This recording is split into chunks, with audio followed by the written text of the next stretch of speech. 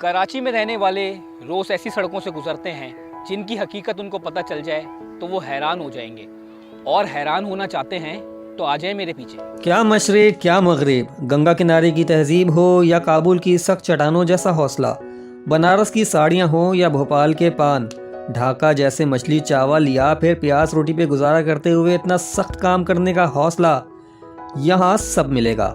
ये कराची है।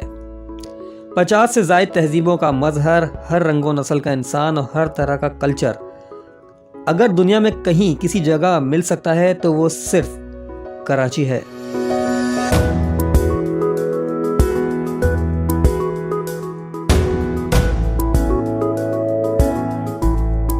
ये है मीठा दर और ये है खारा दर। क्या देखा, सिर्फ कपड़ों की दुकानें है ना, लेकिन मज़े की बात इसके नामों में पोशीदा है। एक ज़माने में यहाँ सख्त और तवील सफ़र के बाद मीठे और खारे पानी का मिलाप होता था। जी हाँ, पुराने कोलाची में यहाँ इसी मकाम पर दरियाए सिंध का पानी तवील सफ़र के बाद अपनी आखिरी मंजिल यानी बहरे अरब के गहरे समंदर से जा मिलता था। लेकिन उस वक्त यहाँ रहने वाले मछेरों की बस्ती की ख़ास बात एक चार दीवारी थी, जैसे आप आजकल मुख्तलिफ हाउसिंग सोसाइटीज़ में देखते हैं। और उस ज़माने में भी उस चार दीवारी के दो दरवाजे थे। एक दरवाज़ा जो मशरिक यानी ईस्ट की जानिब खुलता था, वहाँ से दरियाए सिंध का दिलफरेब नज़ारा देखा जा सकता था। इसीलिए उस वक्त से उसी मकाम यानी मशरिकी दरवाज़े के साथ के इलाके को मीठा दर कहा जाने लगा। और ठीक ऐसे ही मगरिबी सिमत यानी वेस्ट की जानिब जो दरवाज़ा खुलता था, वहाँ से समंदर का अजीम नज़ारा होता था। इसीलिए वो दर खारा दर कहलाया। है ना मज़े की बात। एक ज़माने पहले सिंध की ज़मीन इतनी बड़ी थी कि बल्तिस्तान का कुछ हिस्सा भी सिंध का ही हिस्सा कहलाता था। जी हाँ, लेकिन हैरान होने वाली दूसरी बात कराची के इलाके मलीर की है। अलेक्जेंडर का नाम तो सुना ही होगा आपने, सिकंदर आज़म।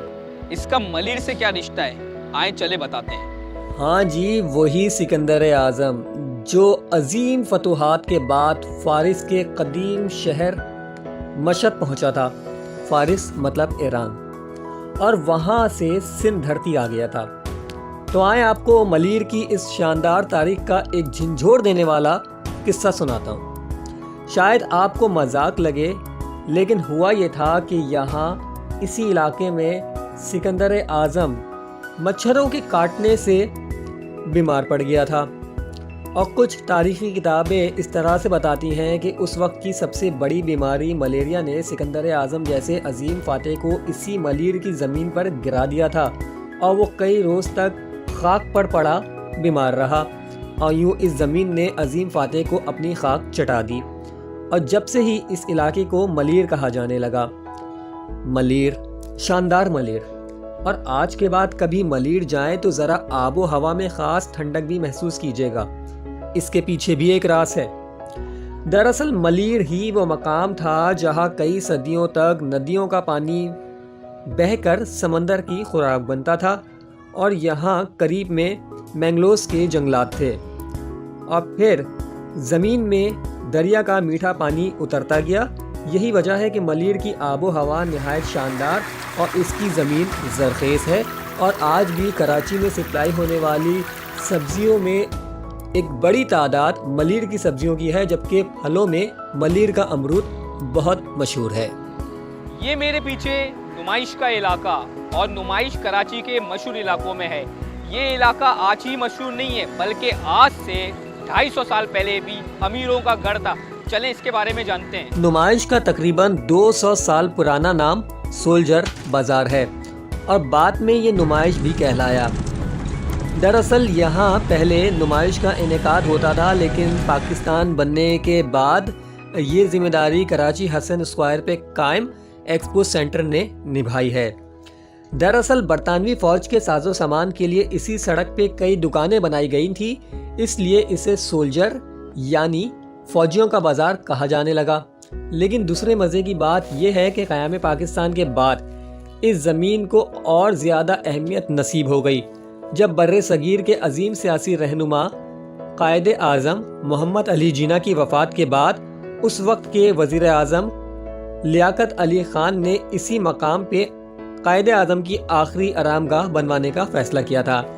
بعد میں 1970 میں یہاں 16 ایکڑ زمین خاص طور پہ مزار کے احاطے کے لیے مختص ہوئی اور یہ شاندار مزار تعمیر ہوا۔ نمائش چورنگی سے صدر جاتے ہوئے سیدھے ہاتھ کی گلیوں میں آپ کو آج بھی 200-150 سال پرانی کوٹھیوں کے آثار اور کچھ باقیات مل جائیں گے، جبکہ تقریباً 100-125 سال پرانی کچھ کوٹھیاں آج بھی اپنے عظیم جلال و وقار کے ساتھ موجود ہیں۔ یہ علاقہ آج بھی کراچی کا مہنگا ترین علاقہ ہے، لیکن حقیقت یہ ہے کہ یہ علاقہ آج سے 3 صدیوں، جی ہاں تقریباً 300 سال سے ہی مہنگا ترین علاقہ ہے۔ لیاقت علی خان پاکستان کے پہلے وزیر اعظم، اور میرے پیچھے لیاقت آباد، چلیں اس کے بارے میں جانتے ہیں، آ جائیں۔ 1948 سے 1965 تک ہندوستان سے سینکڑوں کی تعداد میں مہاجرین کی پاکستان آمد ہوئی، لیکن قیام پاکستان کے فوراً بعد بھارتی ریاست یو پی یعنی اتر پردیش کے مختلف شہروں سے آئے مہاجروں کی بہت بڑی تعداد نے کراچی کا رخ کیا تھا۔ دراصل اس وقت کراچی ہی پاکستان کا دارالحکومت تھا، اور دوسری بڑی وجہ یہاں قائد اعظم اور ان کی ہمشیرہ فاطمہ جناح کا قیام تھا۔ لیکن کراچی میں اتنے بڑے پیمانے پر مہاجروں کی آمد سے مسائل بھی پیدا ہوئے تھے۔ اس وقت آج کے گولی مار اور اس کے آس پاس کے جو علاقے موجود ہیں، یہاں پر ایک بڑی خیمہ بستی آباد ہوئی تھی۔ بزرگ بتاتے ہیں کہ اس وقت وزیر اعظم لیاقت علی خان نے اس زمین کو مہاجروں کے لیے مختص کیا اور یہاں زمینیں الاٹ ہوئیں، تبھی سے اس کا نام لیاقت آباد پڑا۔ کچھ بزرگ بچوں کو کہانیاں سناتے ہوئے یہ کہانی بھی سناتے ہیں کہ یہاں اس وقت کھیت اور کھیتی باڑی ہوا کرتی تھی، اور یہاں لالو نام کا ایک بڑا زمیندار بھی رہتا تھا۔ شاید اسی لیے اس علاقے کا دوسرا نام لالو کھیت پڑ گیا۔ جناب، بندر روڈ کا نام سنا ہے آپ نے؟ جی ہاں، بندر روڈ ایم اے جناح روڈ کا پرانا نام ہے، لیکن ایم اے جناح روڈ اور بندر روڈ کس عبادت گاہ کی چوکھٹ پہ آ کے ختم ہوتا ہے؟ آئیں چلے جانتے ہیں۔ قیام پاکستان سے پہلے یہاں مسلمانوں کے بدترین دشمن یہودیوں کی بھی ایک خاص تعداد آباد تھی، اور یہ ہے ان کی عبادت گاہ۔ ہاں جی، یہی ٹاور، جی ہاں، ایدی ہیڈ آفس کے سامنے اور نیٹی جیٹی کے پل سے تھوڑا سا پہلے، جہاں آئی آئی چنڈی گڑھ روڈ اور ایم اے جناح روڈ آپس میں ملتے ہیں۔ یہ ٹاور یہودیوں کی ہی عبادت گاہ تھی۔ اب آپ ٹاور تو روز کرتے ہیں، آج کے بعد اگر آپ کا یہاں سے گزر ہو تو ذرا اس ٹاور پہ غور ضرور کیجیے گا۔ کریم آباد کا تو نام سنا ہی ہوگا آپ نے، لیکن بات اسماعیلی کمیونٹی آغا خان تک محدود نہیں ہے، چلیے اس کی حقیقت جانتے ہیں۔ ہاں جی، عائشہ منزل سے کریم آباد تک شارع پاکستان کے ایک طرف آباد اسماعیلی، جنہیں آپ آغا خانی کہتے ہیں، کمیونٹی کے اس مرکز کو کریم آباد کہتے ہیں، لیکن اس کریم آباد سے منسلک دیگر 4 علاقے ایسے ہیں جن کی تاریخی حیثیت انتہائی دلچسپ ہے، یعنی صدیق آباد، علی آباد، حسین آباد اور عزیز آباد۔ چلے شروع کرتے ہیں صدیق آباد سے۔ دراصل جب اسماعیلی کمیونٹی نے یہاں اس علاقے میں فلیٹس کی تعمیرات شروع کی تو اس وقت بھارت سے آئے مہاجروں کی ایک خاص کمیونٹی باٹوا میمن نے بھی اسی علاقے میں بڑے پیمانے پہ زمینیں حاصل کر کے فلیٹس تعمیر کیے، اور یہاں اس وقت پہلی مسجد کا قیام ہوا جس کا نام مسجد صدیق تھا، اور یوں کریم آباد کٹ کر صدیق آباد کے ساتھ منسلک ہوا۔ اس کے بعد اسی صدیق آباد کا ایک اور ٹکڑا ہوا جو بعد میں حسین آباد کہلایا، لیکن اس سے متصل علی آباد اور حسین آباد میں دلچسپ فرق ہے۔